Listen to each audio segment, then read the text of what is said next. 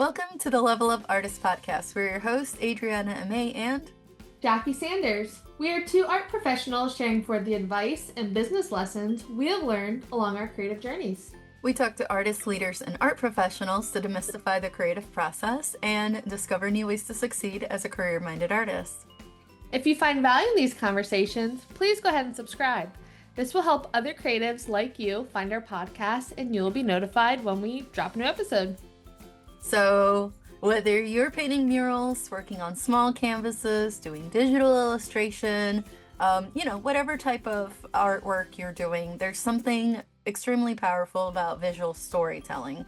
Oftentimes the most resonant art, the kind that people remember and come back to, is the work that carries a strong narrative, even if it's subtle. So it's not just about the visuals themselves, it's also about what's woven into them.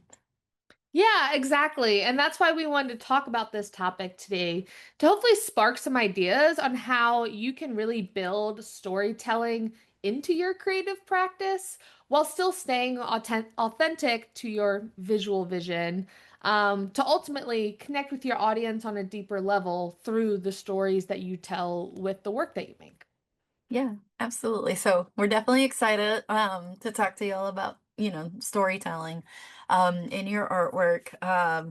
We could say at its core, art is a language. You've probably heard us say this on the podcast before, when somebody looks at a piece and it's almost like they can read what you were thinking about when you made it, which we'll dive more into, but it's almost like they can read it even though there's no words in it.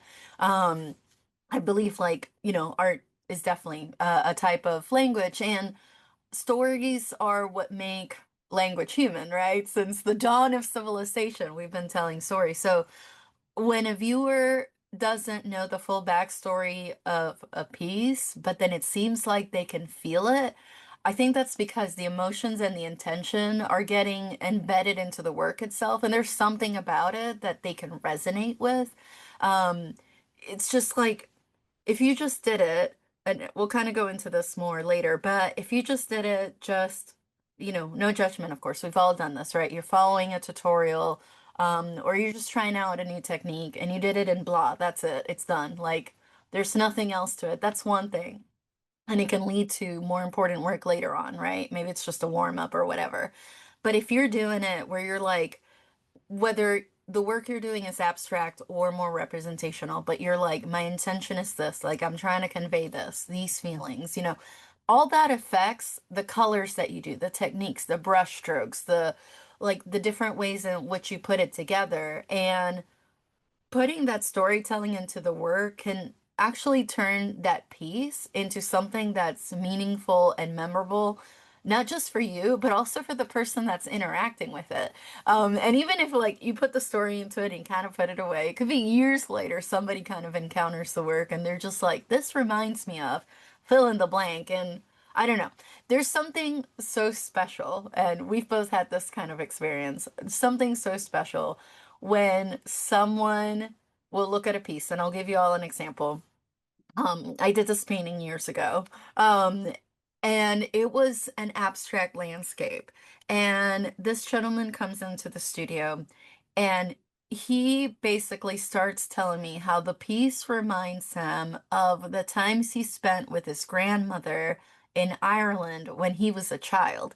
Now, when I painted the piece, it had to do with spending time outside with my mother in the garden when I was a kid. So obviously the geographical references were not specific to Ireland, or in this case, Puerto Rico, but the way he resonated with it in that special time, Mm. with his loved one, with his grandma in this case, there was just something so special about it where nothing in the piece, again, it was like semi-abstract landscape too, but nothing in the piece said this is about memories with a loved one outside as a kid.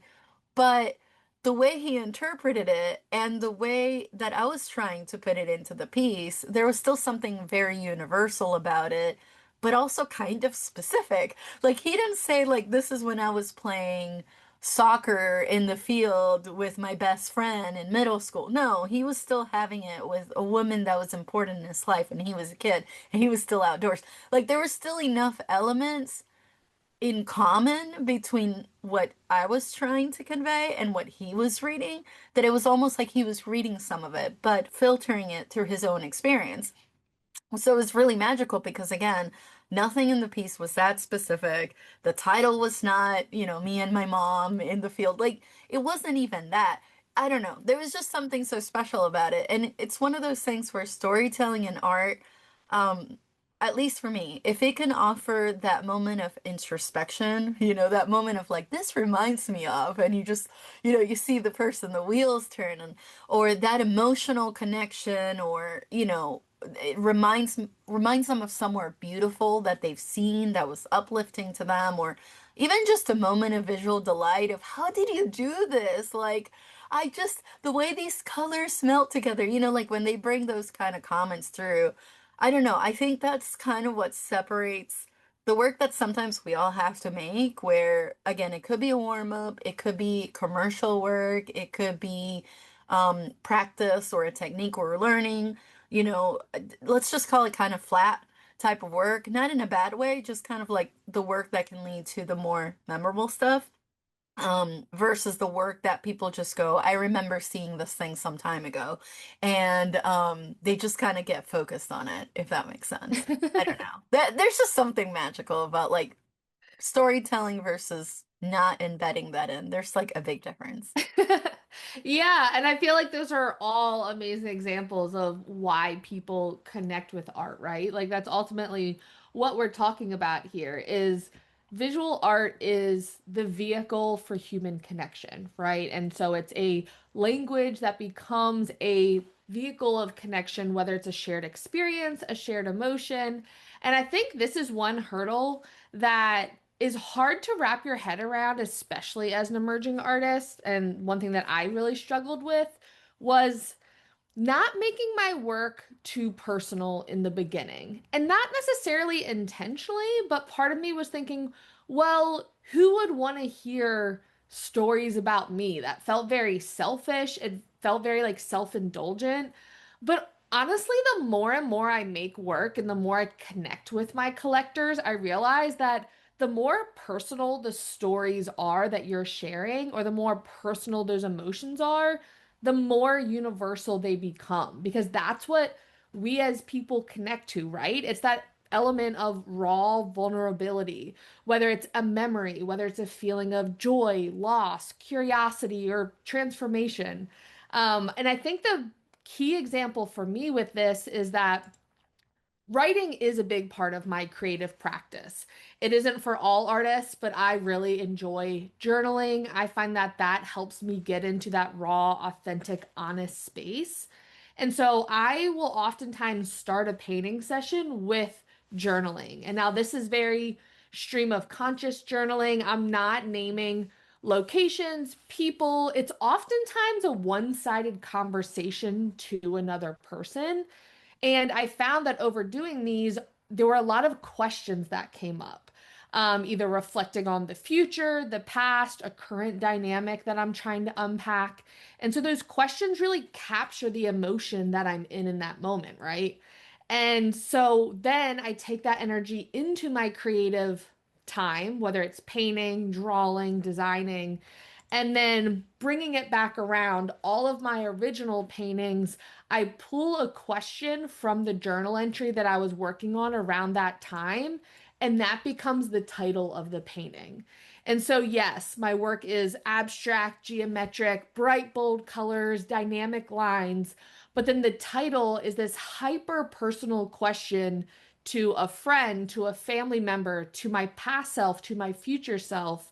And oftentimes, I have had this experience time and time again where someone comes into my studio or sees my work and responds to the work just from the work itself. And then the title allows them to have almost like a deeper understanding or a deeper appreciation of that. And it starts to connect that visual language with words. And now, not saying that all artists need to do it that way, but I think it does tie to the point of even when you don't intentionally embed these hyper personal stories into your work, it's so hard for us as artists not to use our own voice, right?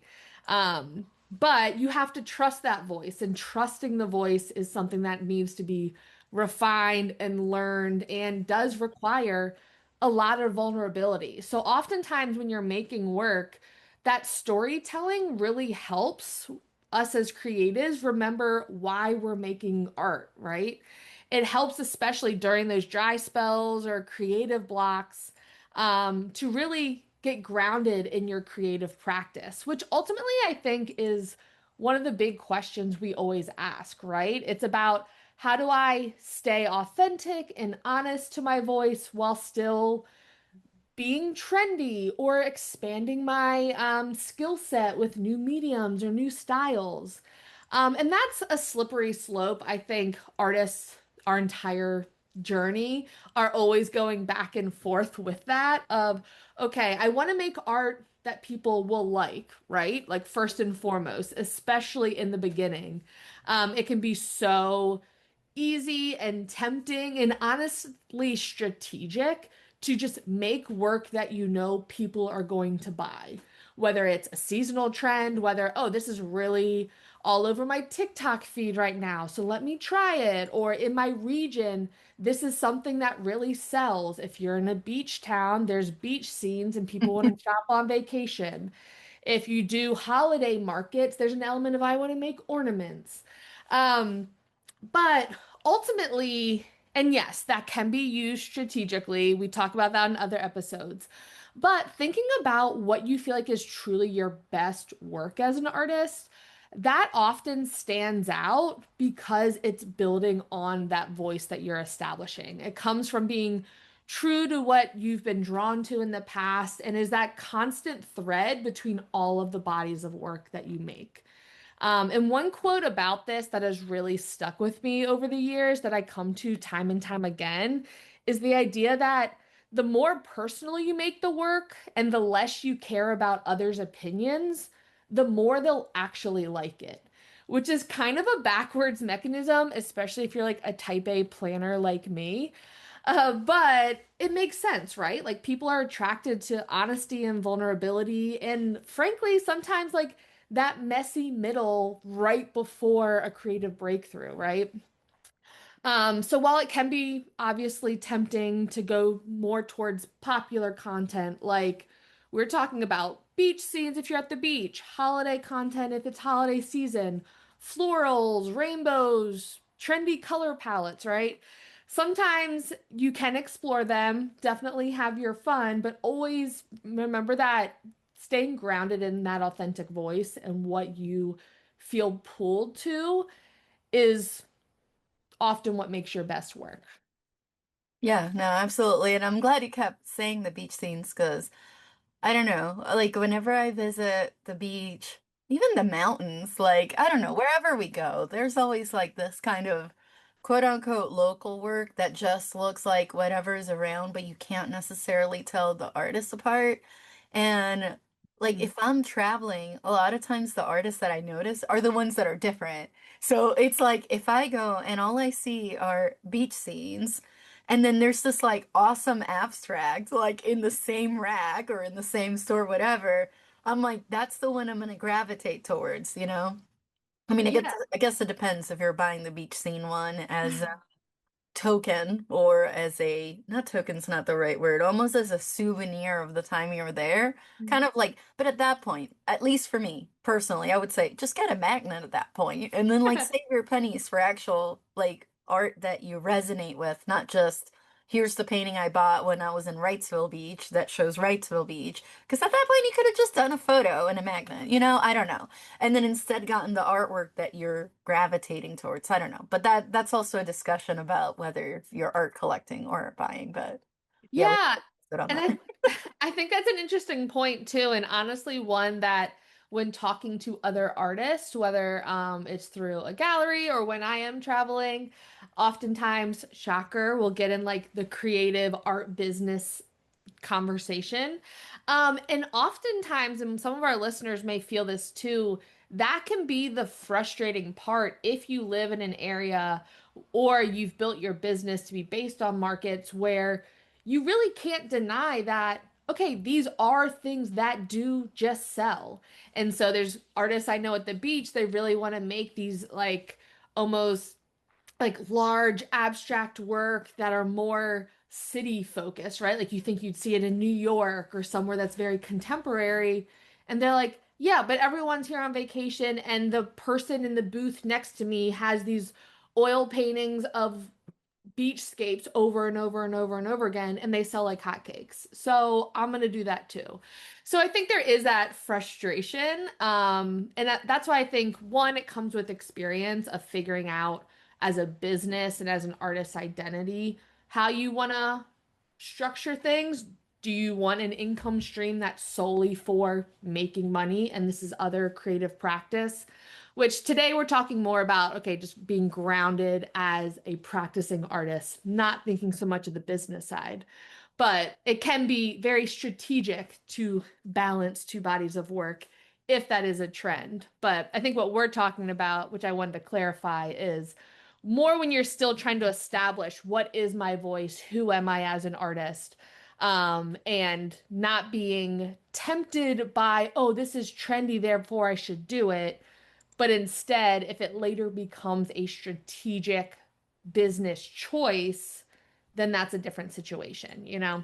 Yeah. Or if you adapt it early on to pay the bills, but then you transition away from it later. It's kind Yeah. of like a lot of what we're saying is like it's just being aware of, are you falling into the trap of, is your artist identity becoming what's hot and what's selling? Or are you strategically adding it in as part of what your income strategy is, but maybe later on you'll cut it off? Or you'll keep it, but then you end up with two different lines of work. And an example of this could also be like, um, I don't know about y'all, but at least in our area, there's several folks, some of them which we know and love and are friends, that do the resin cutting boards that look like beach scenes. There's Mhm. so many of them. Um, it's hard to tell them apart, right? And it's Mhm. popular and at markets you can see it, they sell well and things like that. But it doesn't mean that an artist, trying to pay their bills has to have their whole body of work just be about this is all I do. Because if at some point or another, let's say that trend changes, and now instead of an ocean scene is, I don't know, a Halloween scene on a cutting board. I don't know, I'm making it up for a sec, or a Christmas scene. What are you gonna do if all you know is how to do the beach scene on a cutting board, right? And is that Mhm. really what you want to do the whole time? So that's where like you also want to be conscious. If you stay aligned with your own values, your own aesthetics, your own interests, in order to build a sustainable lifestyle, then this is also going to allow you to basically gain more consistent clients and collectors that would love your unique style. So maybe you do start out with, again, this is an example. We're not hating on anybody. This is our example, the beach scene cutting boards. But you're more into 80s neon color abstracts. I don't know, geometric 80s neon colors, whatever. Then maybe your take on it would be, if that's what you really, really resonate with, or maybe you like scary, like cute, scary stuff, right? Like cute skeletons with beady eyes or whatever. Then maybe your take on that is you're going to put your cutting boards, you're going to have the beach ones, of course, but then you're also going to have the ones that are more in your style that you could have alongside it, right? And basically show people like this is what I'm really into. And they may do well and they may not do well, right? But at least when you're doing the work, you know that this is more that you're into. You can be like all more, what's the word I'm looking for? More passionate about it. You're not going to be like, oh my God, I have 45 more boards to do today. Versus you're like, okay, I have to do the ones that pay the bills, but also I'm like really excited about these new ones that I'm creating and I'm interested to see what people think about them. And these are way more my color and they have like way more retro vibes, blah, blah, blah. But all that to say, but popular stuff doesn't always mean timeless. Some things are, a lot of things in art are cyclical. Some trends come and go. A lot of times the people that become popular right now or certain styles have been doing it for 10 years, overnight 10-year success, as they call it. The more important thing is like when the time, quote unquote, comes, when the cycle comes, let's say it's I don't know, portraits of people, and that's been your jam, and it wasn't in style. And suddenly now there's like this refreshed interest in it. And you actually didn't just go for what was popular at the time. You actually put your head down and did the work you were interested in, and it was portraits of people, and now they're popular again. You have the expertise, you've been showing the work, you have the portfolio to go with it, you have the storytelling aspect to go with it, blah blah blah. And when the cycle comes that this is popular, you may blow up and people might be like, but like this is like overnight. It's like, no, you've been doing this already. Um, if you just try to chase what's popular, you'll always be behind. If you focus on what's authentic to you, it'll have a longer shelf life. And if there's a popular slash viral aspect to it, that part of it is cyclical. So the time will come when it'll be like, hot off the shelf type thing. But the more important thing is like building what you want to create. And again, we both recognize depending on your economic situation, you may have to do some of what's popular right now to pay your bills, but you have to put the time aside to do what you actually want to do because otherwise, as the joke goes, um, there's more stable ways to make money, and art is not it. Like at that point, go get a 9 to 5, if you Yeah. want stable. But And I um, love your point that you made too, that I think we've seen so many artists do very successfully, especially with transitioning from going to markets or being known for one style. And maybe in the beginning of their business, like that was fun, that was exciting and creative, fulfilling. But to your point, once it becomes more of a product, it can feel like a rinse and repeat. And frankly, if they're selling, that's great. You're rinse and repeating, selling products, producing them. But the thing we've seen people do so well is, okay, yes, set up that original piece at the back of your booth that shows, oh, wait, visually, these are connected, but it's showing the work maybe in a similar visual style or similar color palette. That's like one step more evolved into mhm. the work they actually want to be making. And it shows, it plants that seed for the collector of, okay, this artist does more than just these resin cutting boards, they also do paintings. And then being able to evolve that into whether it's pitching murals, doing large scale exhibition work, whatever they want to do. But it is that intentional transition out of, okay, this is for my income, this is kind of a well-oiled machine. And now let's evolve into the next phase. Yeah, yeah. And it's like, again, and I've seen this with potters as well, and Great other point. ceramic artists where they'll have like their functional line. It's Yeah. their bread and butter. This is what sells. This is what pays the bills. But then also on the side, they'll have like more experimental stuff happening. It's what gets them excited. It's what they like, again, they want to interact. Yeah. Um, I mean, many artists have said this, through the ages, if you will. And it's that idea that it's the viewer or the consumer in this case, can also help complete the work, right? Complete the story of the work. But if it's just making the thing, that's great. But I mean, think about it. And this is like also where storytelling comes into play. A lot of times people want to tell, especially at home, right? And they have guests over. They want to tell the story that's behind the work, right? They want to say, like, oh, this painting here, I met the artist at a market, or I met the artist in their studio, or blah, blah, blah. And I heard this painting had to do with a story of this memory, or this relationship thing, or this thing that happened in their life. And it's just like, they're continuing, almost like a game of telephone, right? But they're continuing to tell that story and adding their own flavor to it. Or they'll be like, oh, when I bought this painting was when so and I met and then we ended up married, or whatever it is, right? Um, but that's different from I went to a big box store and I bought a cup off the shelf and it was on sale and that was the end of that. And it was like this mass produced thing and that was Right. it. So it's like whatever you do is kind of like where we're going with this. It's like whatever you do, make sure that at least part of your output, of course, ideally it would be all of it, part of your output is the kind of product, item, artwork thing that you want people to connect with and come back for. Because something else that, if you all haven't heard other episodes, this one's important. It's like the kind of work that you put out and you promote. is going to promote more of that same type of client that wants that same type of product. So if you're pushing out something that you're not enthused about, one, you're not going to put as much energy into it. It's not going to come off as authentic necessarily, may come more salesy and less like, hey, I'm excited I created this for everybody. Um, but two, it's also going to create more people going, can you make me one like that as a commission? Or I want to sell that at my boutique or at my store. Can Mm. I place an order of 50 of, and if that's something you're not even remotely passionate about, ooh, I am so sorry. Like, it's almost like pigeonholing yourself, But if you expand it enough, then it's going to give you hope for other things. But, anyways, don't want to get off track too much. All that to say, storytelling, it doesn't have to also be just about deep introspection. I mean, yes, we're talking about memories and things that are important with you, important to you.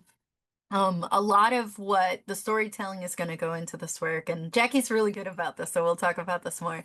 It also has to do with the research, with the experimentation. If you want your stories to evolve, you have to take out the time to carve out space for both intentional development and spontaneous play. So it's not just about like, I have this one PTSD moment in my childhood, and that's it. That's what my artwork is all about. Because again, like I said, pigeonhole. You're just gonna end up being that. Let's say it's an artist that just paints sad clowns. Very extreme example, of course. Sad experience when I was a kid about sad clowns, and then that's all I paint about. Maybe that is your calling card. By the way, this was popular like in the 70s and 80s. I remember that. I do have a PTSD experience for another day for y'all. But that grandma had this painting of a sad clown. It was just, oh. But like, let's say if that was all that artist did, right? It's gonna come to a point where that's all you're gonna be known for, versus if that artist said, okay, I don't just do clowns, I do like Cirque du Soleil people too. Like, let's expand this a little bit. I do other kinds of entertainers, whatever. Then it gives viewers like more choices, right? And more collectors that you could potentially attract. But if you don't block that time for that creative R&D, research and development, whether it's sketching, loose concepts, testing color palettes, or exploring new tools, then you can end up creatively stuck if you're just trying to reiterate off of the same block, right? So with that, what's going to happen is when you do start to branch out, you're going to start realizing, if you don't know this already, that not everything that you're going to be making is good. A lot of it, you're just going to be like, that deserves to be balled up and thrown in the trash can.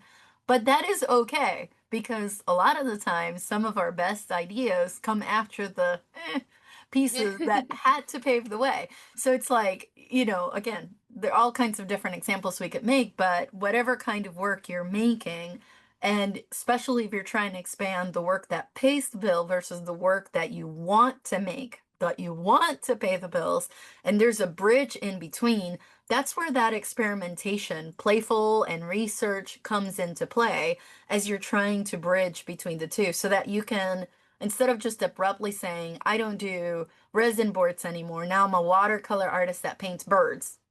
And I mean, you're gonna shake some people up if you do that, which nothing wrong with that. But if you're trying to transition your audience into that, not just grab a brand new audience or brand new collectors with it, then forming that bridge in between is gonna help you. That's where the research comes in. That's where the experiments come in. And that's where the stuff's gonna come in that you're like, I tried this bird on a resin board because I'm trying to move to being a watercolor bird artist, and that bird looks like it melted on the board, and that is That's okay. Like or it looks like the beak went weird, whatever. Again, these are all like hypothetical examples, but if you don't go through that work, you'll never work out the kinks before you get to the work that you want to get people excited about, that you are excited about. You have to go through that middle stage yeah. for And sure. and I think that can be, at least speaking for myself, that can be the hardest part, especially if some of our listeners and artists are more type A creatives or just very structured, organized people in general, or just thrive from not having any structure at all. There has to be one that discipline to keep showing up even when the output isn't what you want it to look like, right? Because it's that informal exploration that really allows the kind of your subconscious to loosen up and really figure out, okay, what am I drawn towards? What do I feel inclined to explore? What happens when I do it 5 times, 10 times, 50 times?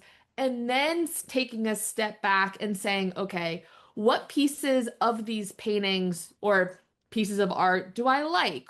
What connects, what doesn't connect, and why? And really doing that analysis because one quote that really stuck with me that helped me get into that, I guess, kind of playful state with my creative practice was that idea that you mentioned, Adriana, that like not every painting is gonna be perfect, right? And that sounds so obvious when you say it out loud, but especially that idea that not all paintings can do all things, right?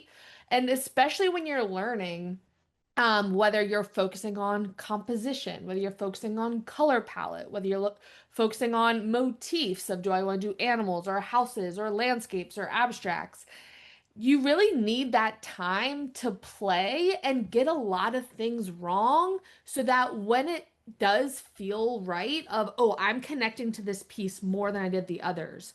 Why is that? Why do I feel called to keep making work like this? And that's ultimately where the story-driven art comes from, right? It's that intuitive spark of, oh, I like this feeling, or I was really successful in this piece more than this other one. But what does that actually mean? Because so much of it is that emotion behind the painting and getting really grounded in that and trusting your voice, which is ultimately kind of the bread and butter of being an artist, right? It's like trusting your artistic voice, being disciplined to show up even when it's not working, and pushing through that messy middle phase so that when it starts clicking, you can feel it, your audience can feel it, and that's how the momentum builds. But up next, we're going to talk a little bit more about how to actually build that visual narrative, and discuss rooting yourself in your why. But first, let's take a quick word from our sponsors. This episode is brought to you by our Level Up Artist resources. We understand that life as a modern artist can be both exciting and overwhelming. Plus, there's a lot of information out there, but what do visual artists actually need? We've spent countless hours of trial and error, weeding through tons of information to find the gold so that you don't have to waste time going down those endless rabbit holes. We created a library of PDF resources with bonus videos that cover everything from artist documents to exhibition prep, social media to technology, sales strategies, and artist mindset, several templates, and more. Ready to get started? Head on over to levelupartists.com/shop to level up your creative career today. Welcome back, everyone. So, as a type A creative, of course, we want to give you some actionable items to take from today's episode about, okay, yes, I know my artwork needs to have a narrative through it. I know it needs to be grounded in emotion. Okay, but how do I actually do that, right? So, we're going to talk about how you build narratives through the artistic choices that you make in your studio practice. Now, of course, this process will be different for everyone. There's not an exact formula or check sheet that you can go through to be like, once you check all these boxes, then you will be a successful artist. But the decisions that you make in your creative process do influence the end work that you make and ultimately what defines your style different from someone else's voice, right? It depends on what you choose to include, what you want to leave out, what colors or symbols that you use within your work. Those are all little storytelling choices that ultimately become how your work is recognizable and how they all play together to create that story. So, when you're in those informal exploration sessions or play sessions, whatever you want to call it, in your studio practice, I think the big three things that I would tell any artist to really look at, or if they want to get more grounded in, okay, what am I making? Why am I making this? Do I want to change it? Is really looking at the scale, color, and then visual motifs.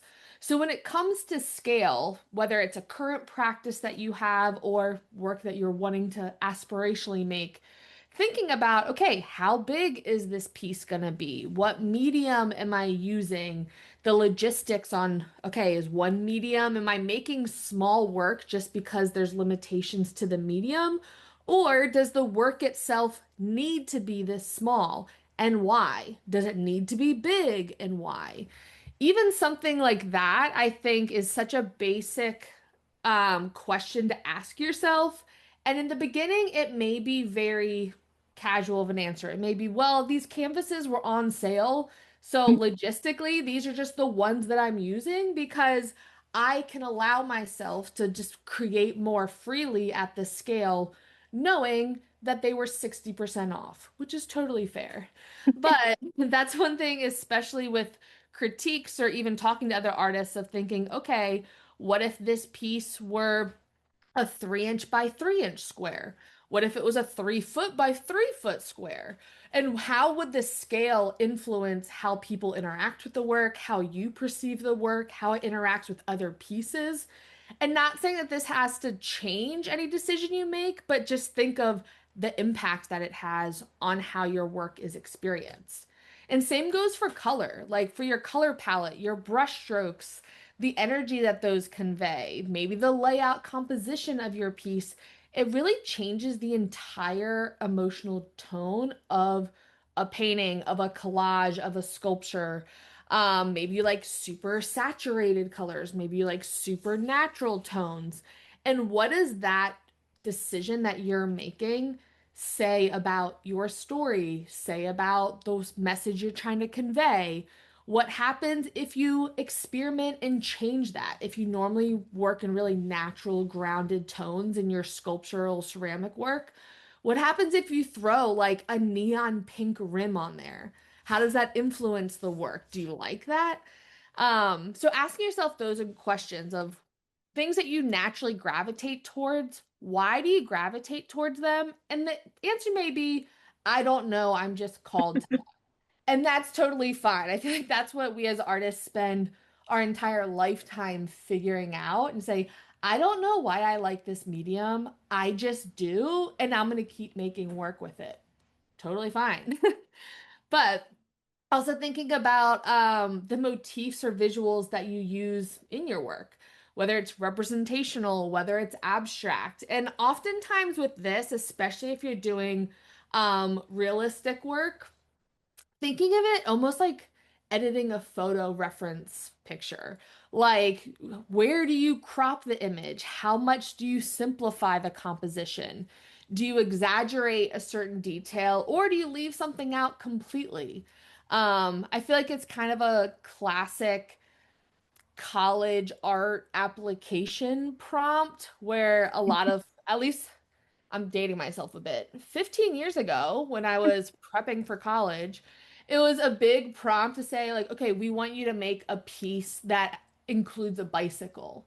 So some people would do a hyper realistic, like pen and ink drawing of a bicycle under a tree in a landscape, right?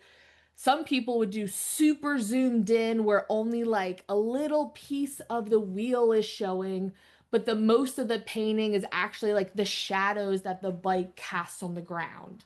Some it may be literally a sculpture of a bike, right? And so by limiting the motif and then seeing how do they zoom in, simplify it, exaggerate certain elements, it says a lot about the voice of the artist, right? And so thinking about that for your work, what are you intentionally including? What you intentionally leaving out? How zoomed in, zoomed out is it? And how does that audience experience affect their perception of you, your work, and the story that you're ultimately trying to share?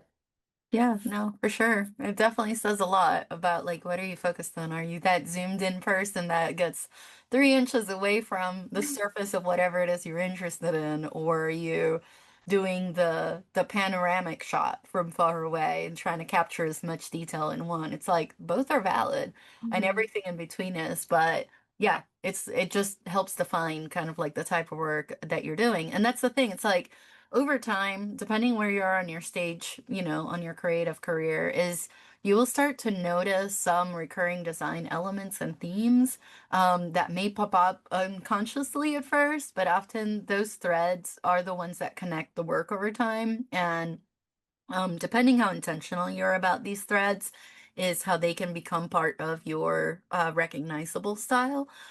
If you wanted to go that way, of course. But I mean, an easy quote unquote hack for this, you've all heard us talk about it before, is to use Pinterest. You can use Pinterest, you can use other things too, but Pinterest is an easy one.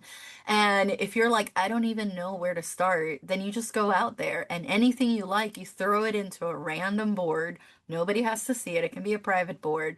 But you can just be like, any paintings that call your attention, you just throw in that board.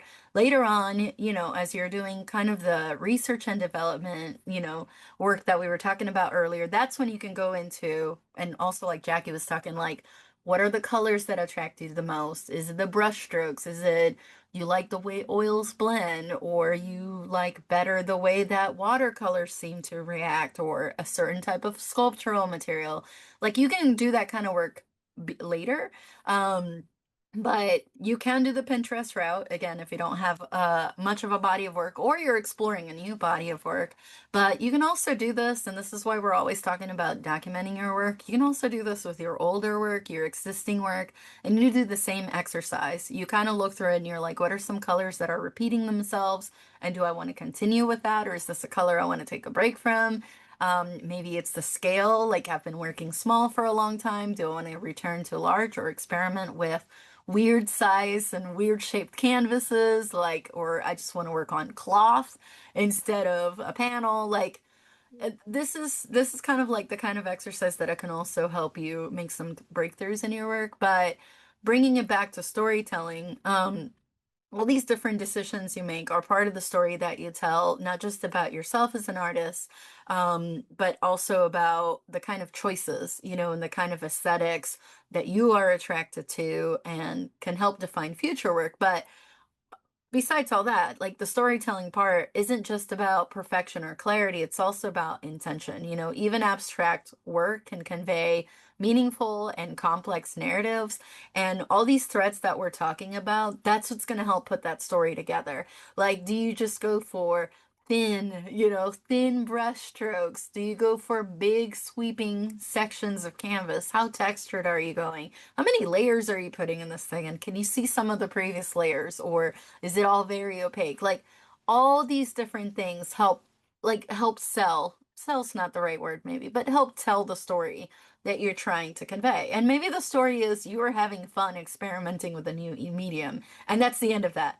And that's okay too, It doesn't have to be like ultra deep, but it is important to at least figure out, especially if you're trying to purposely build a body of work, to have that intention set on what you're trying to do, what you're trying to convey. After the experimentation is done, what are you actually trying to do?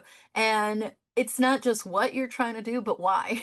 Like, why? Is this something you do just to relax for fun on the weekends after your 9 to 5? Is this something where you're trying to connect with other people? Are you trying to get into galleries? Are you trying to get into museums? Are you trying to pay some or all of your bills with art? Like all these things are valid, but you have to figure out what that why is. And honestly, this becomes especially important when things get hard, economically, geopolitical, financially, emotionally, all the things, right? All these things can affect your motivation. Let's say you went to a market and it rained and barely anybody showed and it didn't go well. Maybe there's a bit of burnout. You've been working long hours, balancing your other jobs, your other responsibilities in art, and anything you make just I don't know, just not there. It's just not coming out. So you're like feeling pressures from different areas. That's where your why can help pull you forward. Knowing the story of why you make your art can help you stay connected to the process, even with the other incentives feel scarce or just not there, or they're on the negative side of things. Um, For this, I mean, there's a lot of different ways you can do it.